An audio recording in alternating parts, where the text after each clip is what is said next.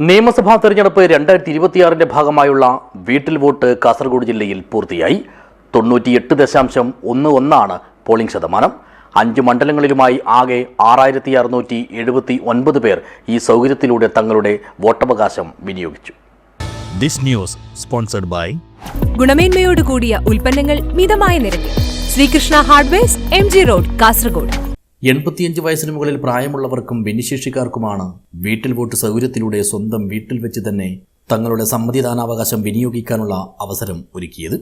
ഇത് പ്രയോജനപ്പെടുത്തി കാസർഗോഡ് ജില്ലയിൽ 5 മണ്ഡലങ്ങളിലുമായി ആകെ 6679 പേർ വോട്ട് ചെയ്തു. ഇവരിൽ 3189 പേർ 80 വയസ്സിന് മുകളിൽ പ്രായമുള്ളവരും 3490 പേർ ഭിന്നശേഷിക്കാരുമാണ്. 98.11% പോളിംഗ് ശതമാനം. മഞ്ചേശ്വരം നിയോജക മണ്ഡലത്തിൽ 85 വയസ്സിന് മുകളിൽ പ്രായമുള്ള 341 പേരും ഭിന്നശേഷിക്കാരായ 642 പേരും വീട്ടിൽ വെച്ച് വോട്ട് ചെയ്തു.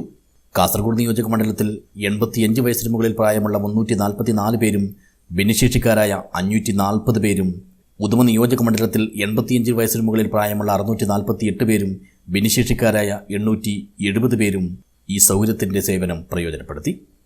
കാഞ്ഞങ്ങാട് നിയോജക മണ്ഡലത്തിൽ 85 വയസ്സിന് മുകളിൽ പ്രായമുള്ള 923 പേരും ഭിന്നശേഷിക്കാരായ 718 പേരും വീട്ടിൽ വോട്ട് ചെയ്തപ്പോൾ തൃക്കരിപ്പൂർ നിയോജക മണ്ഡലത്തിൽ 85 വയസ്സിന് മുകളിൽ പ്രായമുള്ള 933 പേരും ഭിന്നശേഷിക്കാരായ 711 പേരും സ്വന്തം വീട്ടിൽ വെച്ച് തങ്ങളുടെ സമ്മതിദാനാവകാശം വിനിയോഗിച്ചു. 2 പോളിംഗ് ഉദ്യോഗസ്ഥർ, 1 മൈക്രോ ഒബ്സർവർ, വീഡിയോഗ്രാഫർ, പോലീസ് ഉദ്യോഗസ്ഥൻ, ബൂത്ത് ലെവൽ ഓഫീസർ എന്നിവരടങ്ങുന്ന സംഘമാണ് വീട്ടിൽ വോട്ടിൻ്റെ പ്രവർത്തനങ്ങളുടെ ഭാഗമായി വീടുകളിലെത്തിയത്.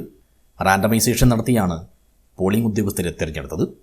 ഇതിനായി കാഞ്ഞങ്ങാടും തൃക്കരിപ്പൂരും 30 വീതവും, ഉദുമയിൽ 28ഉം, കാസർഗോഡ് മഞ്ചേശ്വരം മണ്ഡലങ്ങളിൽ 17 വീതവും പോളിംഗ് സംഘങ്ങളെയാണ് നിയോഗിച്ചത്.